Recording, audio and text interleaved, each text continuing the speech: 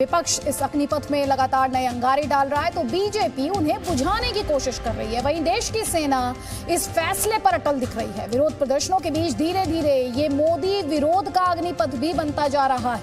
कांग्रेस से लेकर ओवैसी की पार्टी एआईएमआईएम तक, आरजेडी से लेकर समाजवादी पार्टी तक तमाम विपक्षी दल सेना में भर्ती को लेकर आई इस नई योजना को लेकर सरकार को कटघरे में खड़ा कर रहे हैं और लगातार पूछ रहे हैं कि आखिर अग्निपथ पर देश के कई राज्यों में चल रहे बवाल और विरोध पर प्रधानमंत्री अपनी चुप्पी कब तोड़ेंगे।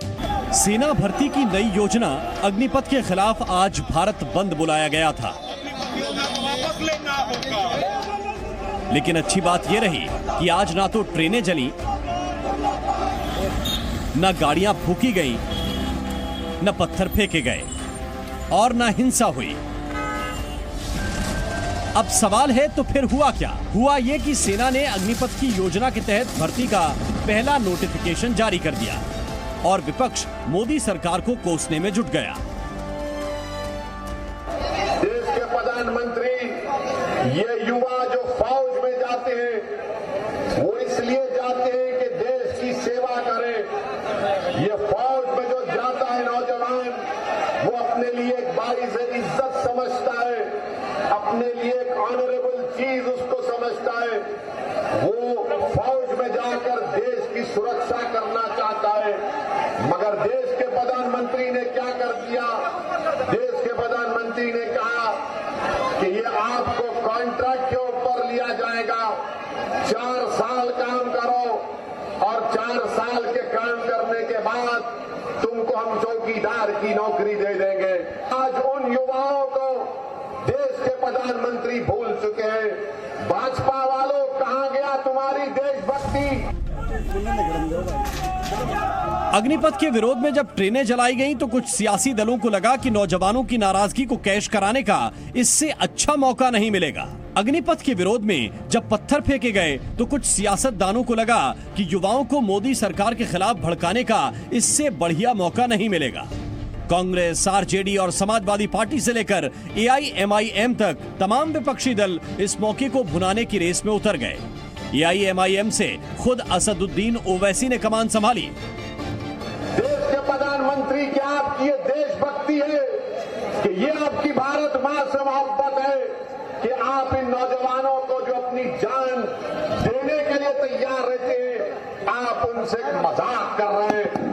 देश के प्रधानमंत्री को ये अग्निपथ की अग्निवीर की पॉलिसी को वापस लेना पड़ेगा। भारत का युवा खामोश नहीं बैठेगा। प्रधानमंत्री याद रख लो बात। ओवैसी बार बार प्रधानमंत्री मोदी का नाम लेकर युवाओं को भड़काते हैं, कहते हैं कि भारत का युवा खामोश नहीं बैठेगा। इसका मतलब क्या हुआ? क्या युवा सड़क पर उतरकर आग लगाएगा, ट्रेनें जलाएगा, बसें जलाएगा? क्या ओवैसी युवाओं को भड़का नहीं रहे हैं? आप बताइए कि एक नौजवान 2 साल से तैयारी कर रहा है और अचानक भाजपा की सरकार कहती है कि सिर्फ 4 साल काम करेंगे, 22,000 तनख्वाह महाना मिलेगी और चौथे साल में 28,000 मिलेगा और जब 4 साल के बाद उसको 11 लाख रुपए दे देंगे। देश के प्रधानमंत्री, आपको किसने अख्तियार दिया? कौन आपने इस तरह का फैसला आपने ले लिया जो देश की सुरक्षा से आप खिलवाड़ कर रहे हैं? सेना में 4 साल की नौकरी को देश की सुरक्षा से खिलवाड़ बताने वाले ओवैसी चीन और पाकिस्तान का डर दिखाते हैं। देश के प्रधानमंत्री सुनो, चीन की फौज भारत की जमीन पर बैठी हुई है। पाकिस्तान से आतंकवादी आज भी हमारे देश में आते हैं। 1 लाख वैकेंसी है, 1 लाख फौजियों की जरूरत है भारत को और देश के प्रधानमंत्री कह रहे हैं कि 45,000 को हम नौकरी देंगे। 4 साल के बाद उनको निकाल देंगे। 25% को दोबारा फौज में लिया जाएगा। उस फौजी को न डियरनेस अलाउंस मिलेगा, न ग्रेजुएटी मिलेगा, न मेडिकल इंश्योरेंस मिलेगा। देश के प्रधानमंत्री, आप इन युवाओं को जो चीन और पाकिस्तान की फौज से आंख में आंख मिला रहे, क्या आप इस तरह से इनका बर्ताव करेंगे? क्या इनकी कुर्बानी को आप रायगा जाने देंगे? अग्निपथ योजना के विरोध में गुरुवार और शुक्रवार को बिहार, उत्तर प्रदेश और तेलंगाना में ट्रेनें जलाई गई थी, लेकिन बीते 3 दिनों से आगजनी की घटनाएं नहीं हुई हैं। इन सब के बीच विपक्ष का जोर इस बात पर है कि किसी तरह ये आंदोलन ना रुके। इसके लिए कांग्रेस भी अपनी बची खुची ताकत लगा रही है। कृषि कानून को इनको वापस लेना पड़ा और उसी प्रकार का ये है जो अग्निपथ योजना है, जो जिसको एक भी नौजवान ने पूरे हिंदुस्तान भर में इसकी तारीफ नहीं की, सबने विरोध किया, पूरे हिंदुस्तान भर में विरोध किया। तो अग्निपथ योजना को भी वापस लेना ही लेना होगा। कांग्रेस के वरिष्ठ नेता पीएल पुनिया को ओवैसी की तरह ही पूरा भरोसा है कि सरकार को अग्निपथ योजना वापस लेनी पड़ेगी, लेकिन इनके सहयोगी और यूपीए सरकार में केंद्रीय मंत्री रह चुके सुबोध कांत सहाय की भाषा देखकर ऐसा नहीं लगता। मोदी जो मदारी के रूप में इस देश में आके और पूरी तरह से तानाशाही स्वरूप में आ गया है, मुझे तो लगता है कि हिटलर का सारा इतिहास इसने पार कर लिया। हिटलर ने भी ऐसा ही एक संस्था बनाया था, उसका नाम था खाकी, सेना के बीच में उसने बनाया था। मोदी हिटलर की राह चलेगा तो हिटलर की मौत मरेगा, ये याद रख लो मोदी। प्रधानमंत्री नरेंद्र मोदी की मौत की कामना करने वाले सुबोध कांत सहाय की नाराजगी की वजह भी समझ लीजिए। सुबोध कांत सहाय पीएम मोदी से अग्निपथ योजना को लेकर नाराज नहीं हैं। उनकी नाराजगी की वजह यह है कि राहुल गांधी से ईडी ने भ्रष्टाचार के मामले पर पूछताछ कैसे कर ली। खैर, जब विवाद बढ़ा तो उन्होंने सफाई दी। नरेंद्र मोदी से पूछिएगा, वो भी ये बयान नारा लगाए होंगे, पूछिएगा जाके। ये नारा है कि जो हिटलर की चाल चलेगा वो हिटलर की मौत मरेगा। नरेंद्र मोदी कहां से आ गए? अब उनसे पूछिए कि क्या चाल चल रहे हैं वो। अग्निपथ पे डिफेंड करने के लिए जो तीनों जनरल को आगे किया है, पहले कभी भी ऐसा नहीं होता है कि सरकार के कोई स्कीम को उसका पदाधिकारी डिफेंड करता है। प्रधानमंत्री कहां है रक्षा मंत्री? हाल ही में पीएम मोदी की मौत की कामना एक और शख्स ने की थी, मुस्लिम धर्मगुरु तौकीर रजा। ये वही तौकीर रजा हैं जो मुसलमानों को सरकार के खिलाफ ये कहकर उकसाते हैं कि उनकी बात इसलिए नहीं सुनी जाती क्योंकि वो ट्रेन नहीं जलाते। हम अमन पसंद है, शांति प्रिय लोग हैं, हम भाईचारे का पैगाम देने वाले लोग हैं। हम ट्रेनें नहीं जला रहे, इसलिए हमारी बात नहीं सुनी जा रही है। हमारी बात इसलिए नहीं सुनी। उन्होंने ट्रेनें जलाई, कोई बुलडोजर चला, कोई लाठी चली। ऐसी बेईमानी देखने के बाद फिर उसी बेईमान के आगे हम अपनी मिन्नत लेकर जाए कि हमारी बात सुन लो, हम पर लानत है। तौकीर रजा प्रधानमंत्री नरेंद्र मोदी की मुखालफत करते हैं, लेकिन हैरानी की बात यह है कि बुलडोजर बाबा के नाम से मशहूर योगी आदित्यनाथ की तारीफ करते हैं।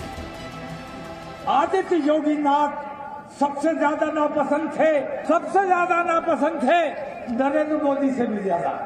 लेकिन पिछले दिनों कई वाकयात ऐसे हुए जिसमें योगी आदित्यनाथ ने यह साबित किया कि वो राजधर्म का पालन कर रहे हैं।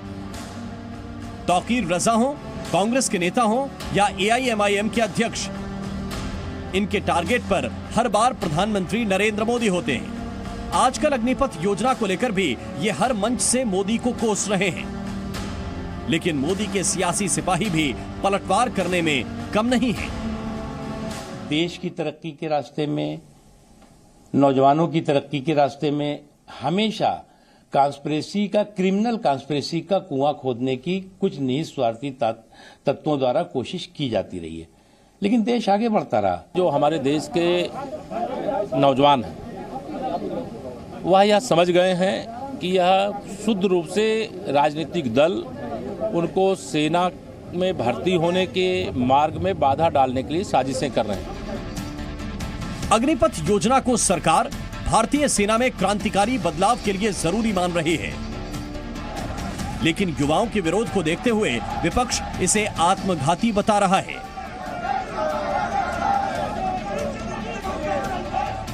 विपक्ष कह रहा है कि योजना वापस लेनी होगी और सेना ने साफ कर दिया है कि चाहे जो हो जाए, सेना भर्ती का पथ अब अग्निपथ ही है। ब्यूरो रिपोर्ट, जी मीडिया।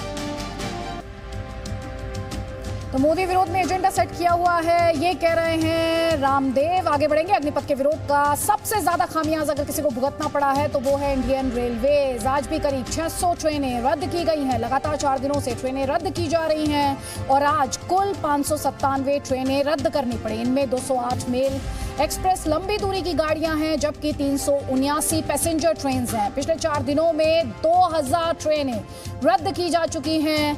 एक पैसेंजर ट्रेन रद्द होने पर नुकसान कितना होता है पता है आपको?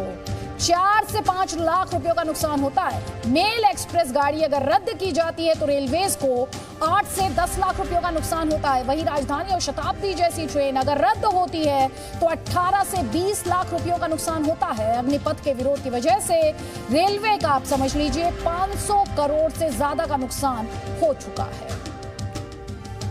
और हम आपको यह भी बताना चाहेंगे कि अग्निपथ योजना के लिए सेना ने नोटिफिकेशन जारी कर दिया है। दिसंबर से अग्निवीरों के पहले बैच की ट्रेनिंग भी शुरू हो जाएगी, लेकिन इस भर्ती योजना का विरोध अब भी जारी है। आज कुछ संगठनों ने इस योजना के विरोध में भारत बंद की अपील की थी। देशहित में हम आपको तस्वीरों के जरिए इस कथित भारत बंद की रिपोर्ट दिखाएंगे ताकि आपको समझ आए कि आज के भारत बंद को देश की आम जनता का कितना समर्थन है।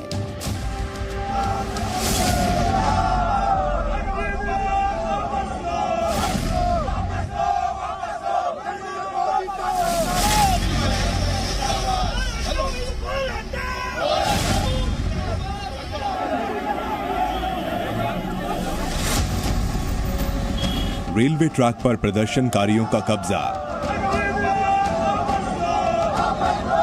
सड़कों पर लंबा जाम,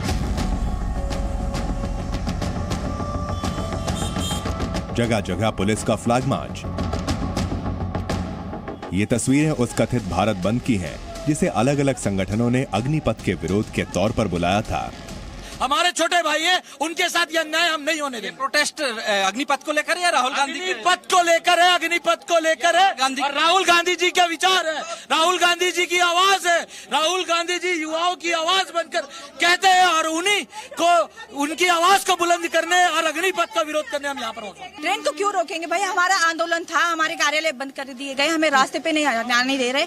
कहीं पे भी हम निकल के हमारी आवाज नहीं उठा सकते। हम सत्याग्रह कर रहे थे, उस पे भी हमें रोका गया, परमिशन नहीं दी जा रही थी। हम कैसे हमारी आवाज उठाएंगे? हम लोगों की समस्याओं के लिए उतर रहे, देश के युवाओं के लिए उतर रहे।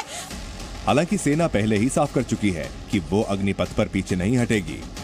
जिन युवाओं को वर्दी पहनने का सपना पूरा करना है, वो प्रदर्शन छोड़ तैयारियां शुरू कर दें। Coming to roll back of the scheme, no.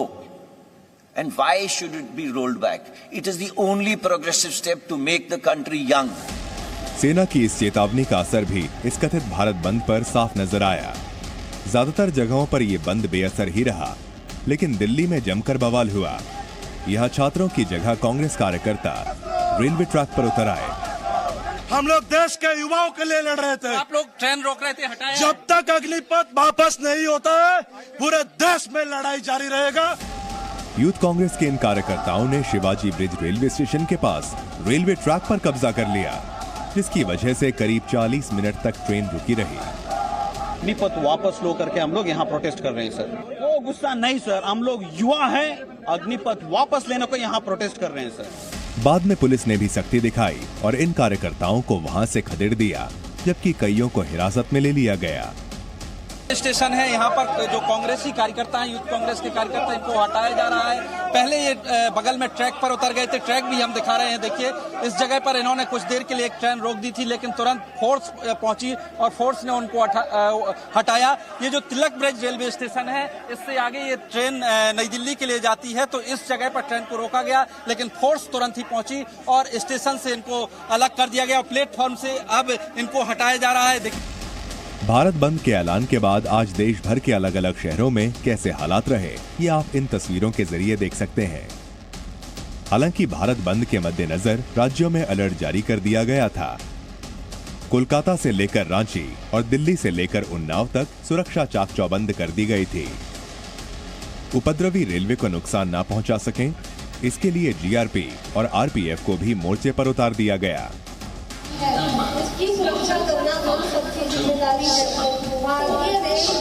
Bharat बंद के बीच दिल्ली एनसीआर की सड़कों पर भारी जाम लग गया। सुबह से ही दिल्ली नोएडा दिल्ली फ्लाईवे, आनंद विहार, सराय काले खां, प्रगति मैदान समेत दिल्ली के कई इलाकों में लंबा जाम नजर आया।